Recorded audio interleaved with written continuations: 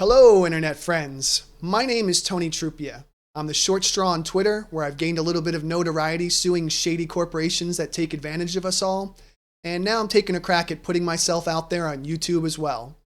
In the next 30 minutes, I am going to show you how I made over $100,000 suing spam calls in 1 year flat, and I'm going to show you how you could do this too. If you are struggling to figure out how you are going to put Christmas presents under the tree in this ridiculous economy this year, I am going to show you how to do that in 30 minutes flat.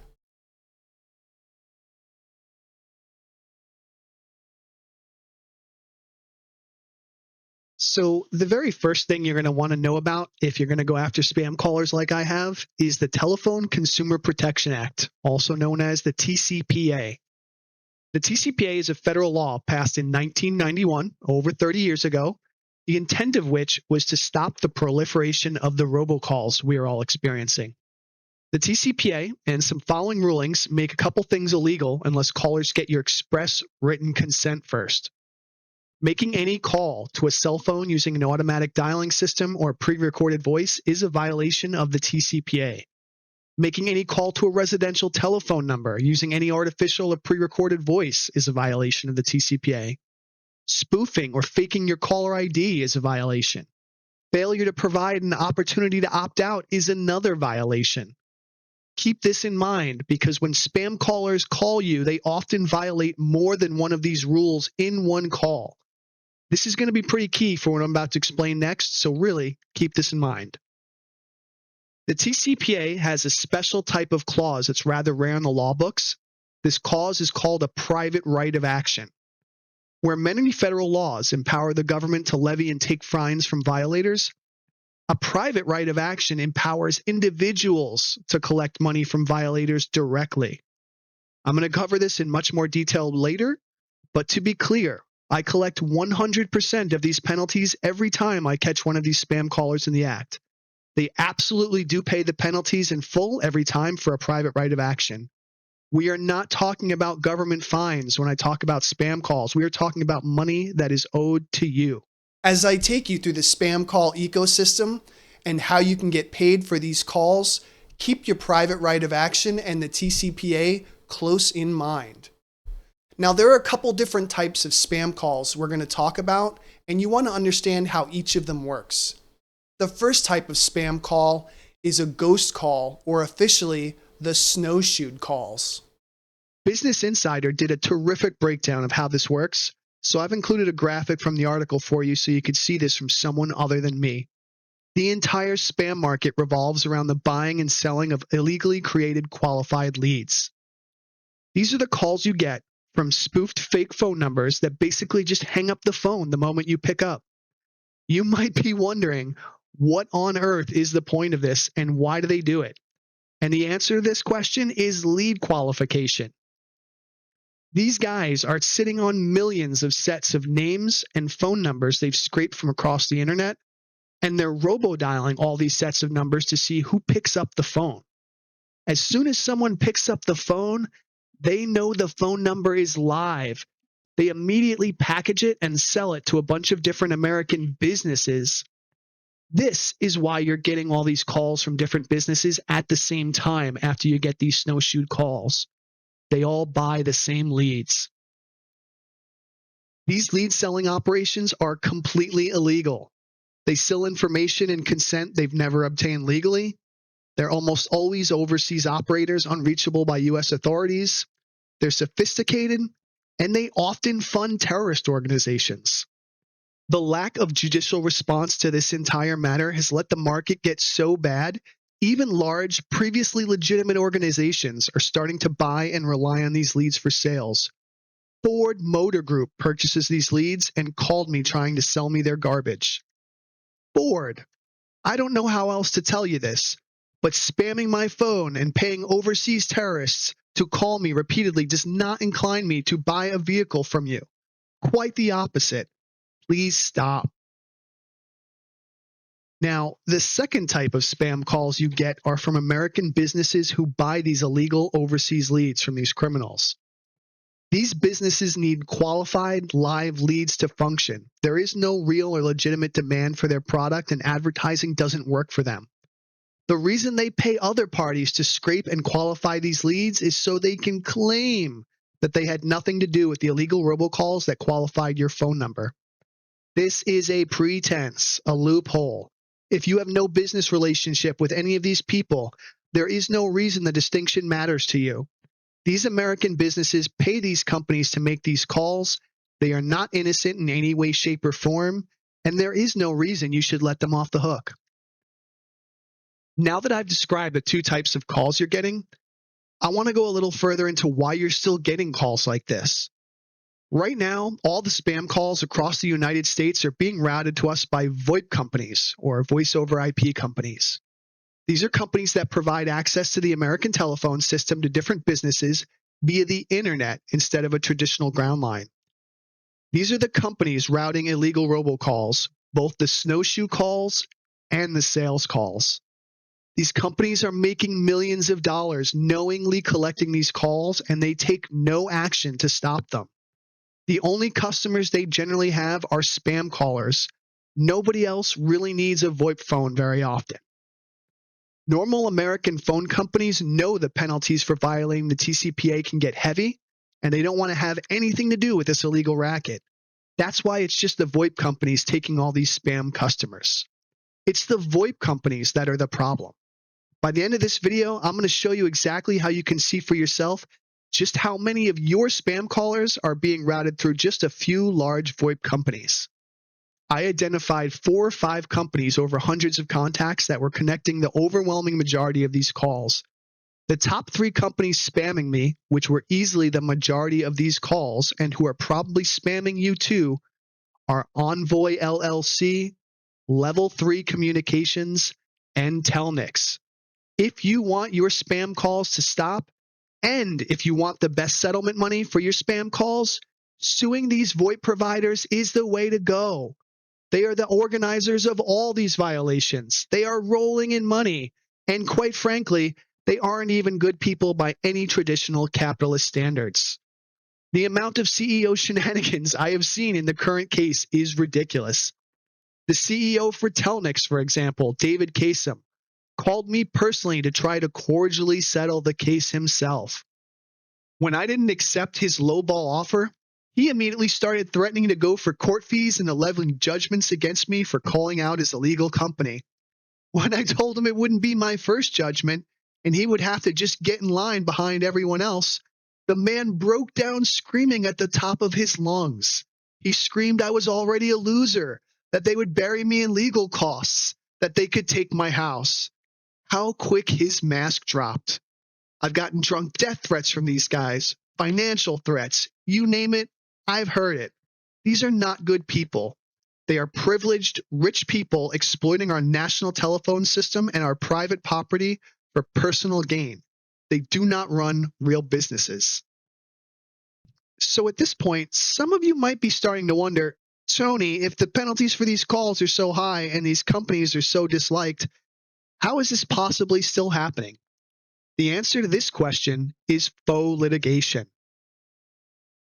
So you remember that private right of action I told you about before?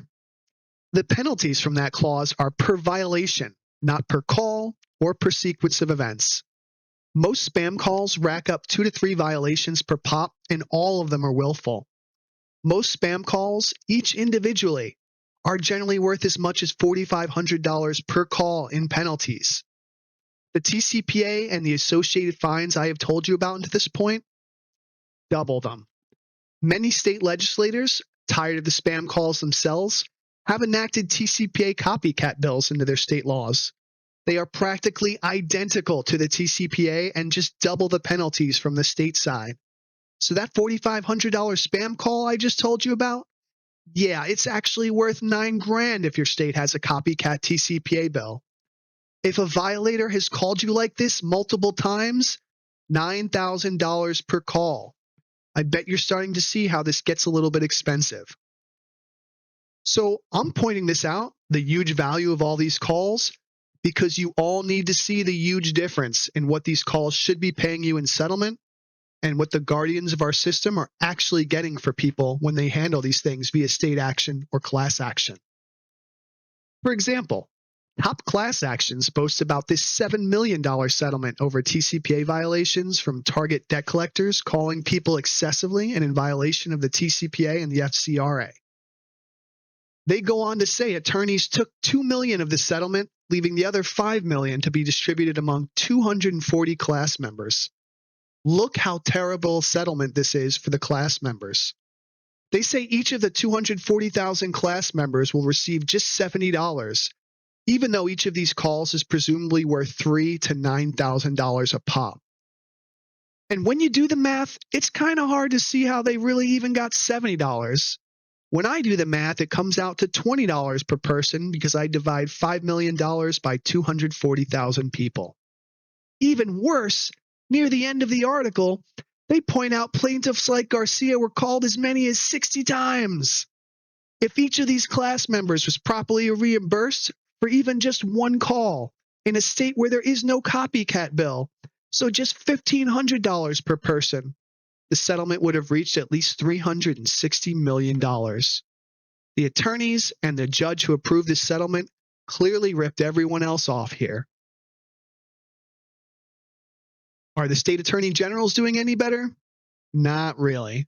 In an email I got from the robocall reckoner Todd Rokita, leader of the 49 state attorney general robocall task force, they boast about how they continue to rack up tens of millions of dollars in penalties from illegal robocallers.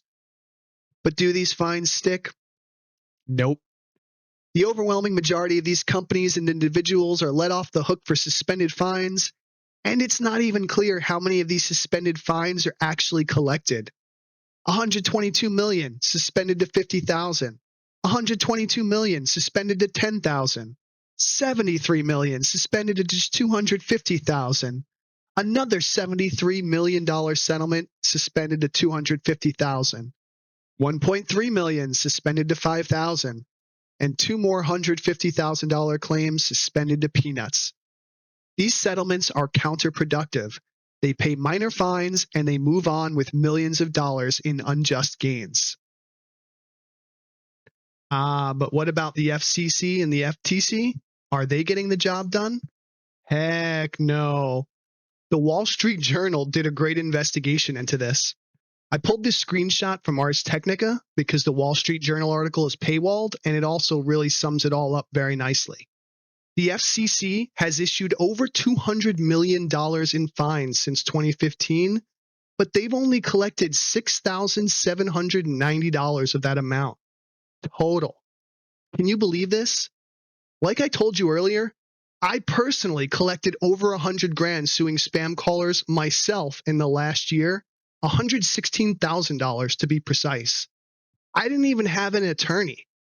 As a lone human with a 10-year-old desktop computer and no special resources, I collected 17 times more penalties from spam callers in 1 year than the entire FCC has in almost a decade. They are obviously not effective. I obviously am effective. This same article also covers the FTC. The FTC collected $121 million in fines from these bad actors, but that's actually out of $1.5 billion in issued fines.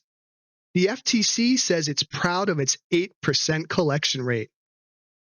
I think that's pretty sad.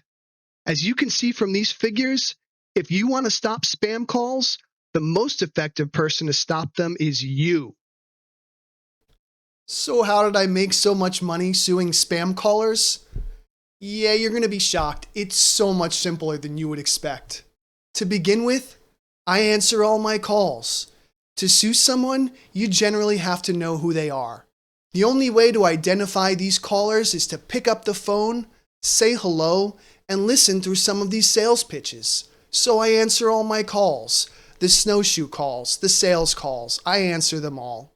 When I finally get one of these salespeople on the line, I like to sound old, feeble, or slow.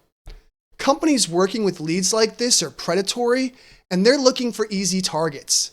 They are super quick to hang up the phone if they even suspect someone is trying to identify them.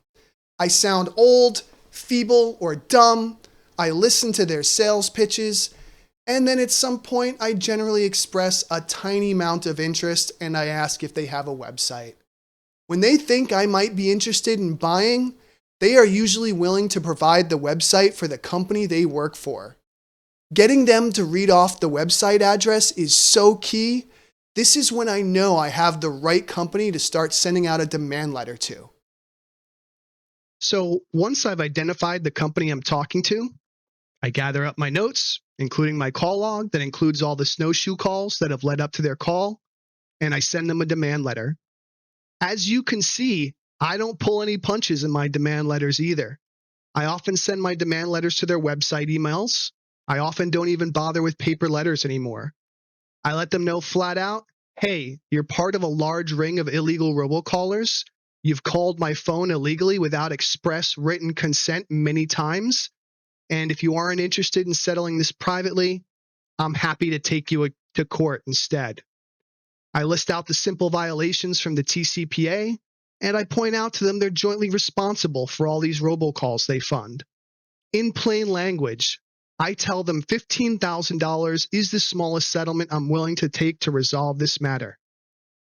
That's right. Every demand letter I send out starts at $15,000. So you're probably pretty sure this is about to get complicated now, though, right? Wrong.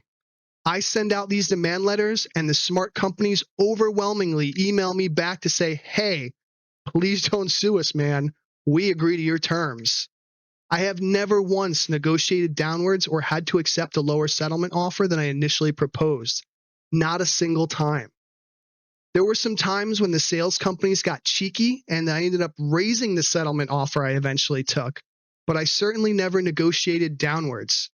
These guys have no leverage in a situation like this. It really is this simple. I track the calls, I identify the salespeople, and I send out demand letters in exchange for settlements of $15,000 or more. Now, don't get me wrong, I do have a bit of an edge when I personally send out these demand letters. Any of these companies can Google my name, see that I have filed many lawsuits, and they should probably take me seriously. This was certainly helpful for me. Companies like this are inclined to assume normal people don't have the grit to follow through and file a lawsuit. But don't let this scare you, because I'm going to show you how this isn't a problem for you in the next section coming up. I got you. So to do what I did in the last 12 months, many of you will prefer to hire an attorney. Honestly, that's not a bad plan for you at all for robocallers because spam attorneys work on contingency. This means you pay them nothing up front. However, I know some of you have been following me because you're interested in what I've been doing, filing these lawsuits personally, especially considering the pay is much better when you know how to do this yourself. So if you're wondering what else you need to get started, the only extra thing someone really needs to start representing themselves is one vital piece of knowledge that the attorneys all already know. It's time for us to talk about nuisance value. So what is nuisance value? It doesn't have anything to do with how annoying you are or how annoying I am. It's simply just the amount of money a defendant will pay defending a lawsuit. This could include legal costs. It could include social media damage. While this article claims nuisance value is typically between $5,000 and $50,000, the truth is it's gone up quite a bit in recent years, and I'll show you why. While I can't give anyone legal advice because I'm not an attorney, I personally would certainly never accept less than $15,000 if a company makes me resort to filing a lawsuit to get my concerns addressed. So there's a gigantic legal problem for everybody in the country right now, and that problem is the outrageous cost of legal representation. Attorneys have become too expensive. The cost for their services is basically a non-starter for the overwhelming majority of the public. Attorneys right now are making $300 to $500 per hour. Your average attorney, not even a good one, makes more money yearly than the sitting president of the United States of America. It's completely outrageous. Just one 50-hour attorney work week can cost between $15,000 and $20,000. Paying an attorney for an entire full year's worth of work, that's going to run you $780,000 to $1.3 million. Attorneys are incredibly expensive, and no normal person can afford these services anymore. For normal folk on your average lawsuits, this isn't just a problem, it's the problem. However, if you learn how to file your own documents in court like I did, or if you can hire an attorney on contingency like you can with spam calls, this problem is entirely flipped on its head. This problem is the solution to itself. Remember when I said just 1 week of attorney work costs between 15 and 20 grand? The odds of an attorney, even a great one, being able to completely close out a case in less than a week or two of billable hours is super low. These guys have to dot every I, cross every T. They have to read and research every document everyone files. They have to read local rules and procedures. There really is a lot of work for them to do on every case. In short, paying an attorney sucks as much for big businesses as it does for you. There's no good reason for a company to risk a court case paying an attorney $20,000 when they can just settle a case for $15,000 and score a non-disclosure agreement. There's no good reason for this. These stories you hear about corporations blowing millions of dollars on legal representation just to send a message, that's overwhelmingly not real. Nobody can afford to do that all the time, not even big businesses. Only the dumbest companies do this, and they often end up burning huge amounts of money and public goodwill for this folly. Any rational company will pay a $15,000 settlement to avoid going to court and paying these outrageous legal fees. This is the reason I generally take in $15,000 a month, like clockwork, month after month.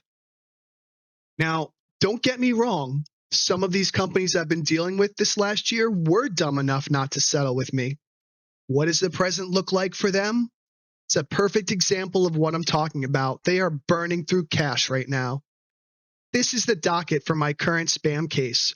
We are 100 motions deep, and we are still just in pleading. I have no costs, so win or lose, I'm happy to hang in there as long as I can in any case I file. These guys are setting money on fire at an incredible rate after choosing to play this game with me. Companies that do this are run by stupid people, and they still often end up settling anyway after burning all this money. So it really was this simple.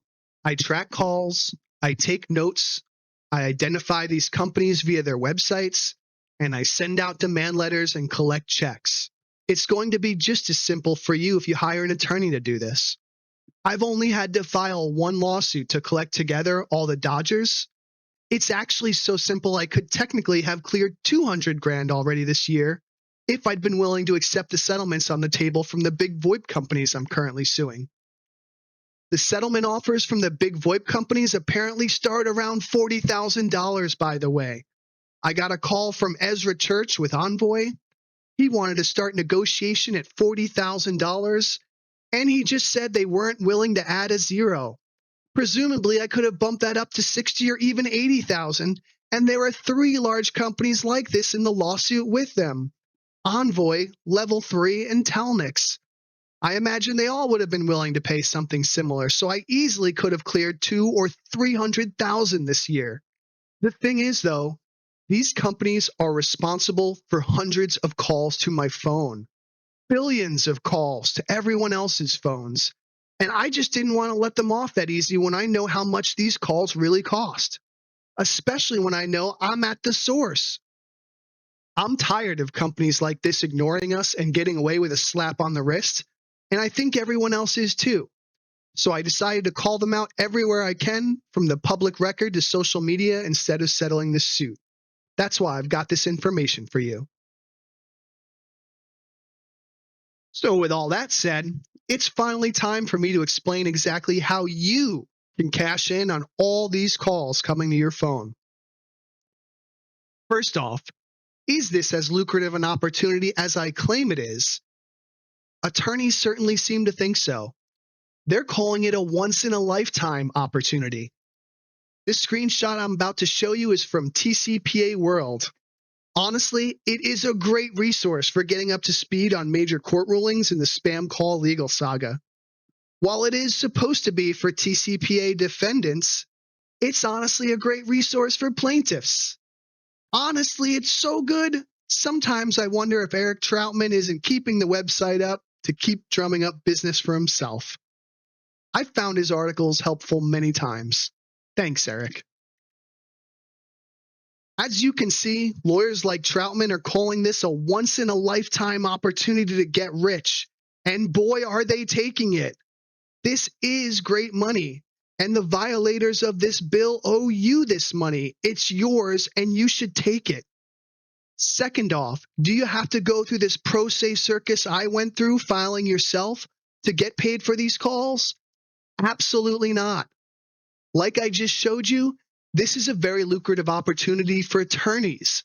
Spam call cases are as close to open and shut as they come if you can produce your call log, which everybody can these days. That's why all these lawyers you see here offering to get your money for spam calls will do it on contingency. They will not charge you $1 up front, and their charges come out of the winnings or settlement. Start tracking your calls and get your free attorney and get your settlement money ASAP. What other resources or tools might you want to maximize your settlement money? Glad I asked for you.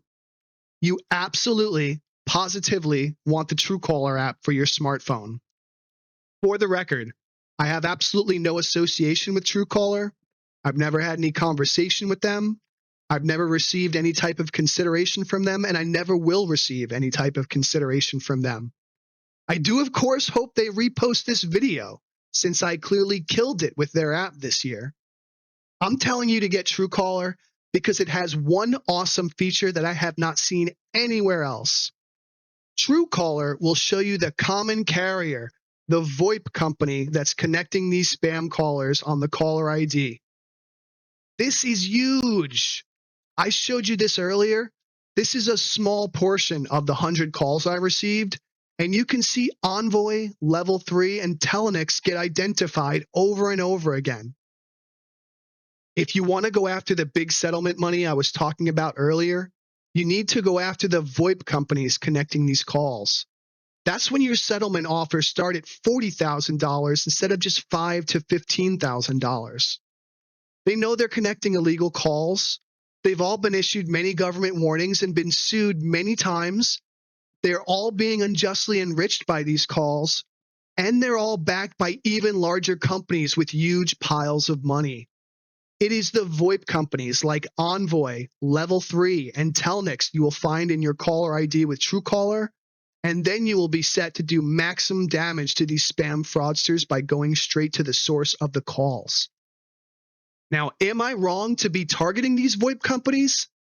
Absolutely not. We can take another look at that email I showed you from Todd Rokita, Robocall Reckoner, and see he is proudly boasting about taking the same approach I did. He names the VoIP companies and even their individual C-suite executives as defendants in his cases. Just like Todd Rokita would tell you, the only way to get these spammers to stop is to go for the source. If you intend to hire an attorney to sue these spam callers for you, you already have everything you need to know to get started now. It really is as simple as tracking the callers and shipping them off to the attorney of your choice, paying nothing, and waiting for your check to roll in. However, I know some of you have been following me because I do all this stuff myself, and you may want to know what else you would need to do this process yourself. And so the answer is actually really simple. A computer with some basic word processing in Microsoft Office, some grit, and the basic math we discussed regarding nuisance value. If you have the grit to go through the tedious process of writing and filing a lawsuit, you will find yourself in the most unbalanced position you could ask for in a situation like this. And the situation will finally be unbalanced in your favor. Every motion you write and document you send will burn through attorney money while it costs you nothing but time and effort to stick with it and stay in court. You don't even have to win a case. You just have to be able to hang in the court process as these idiot companies burn their own money away. I regularly get settlement offers after a party has begun paying an attorney when they quickly realize attorneys are expensive as fuck. This is exactly the way big companies leverage us out of the courts, and there is no shame in turning the tables on them and giving them their turn. If you're willing to fight in court, win or lose, you will be amazed at how often you do actually win. If you are willing to fight in court, you can win. So that, my friends, is a complete breakdown of how spam calls work, why you're getting them, and how you can sue spam callers into oblivion. I truly hope anyone watching this who needs a lift up this year gives this a shot. It certainly changed my life. I was able to buy a small house in cash. I had a truly terrific year, and you could have a terrific year too.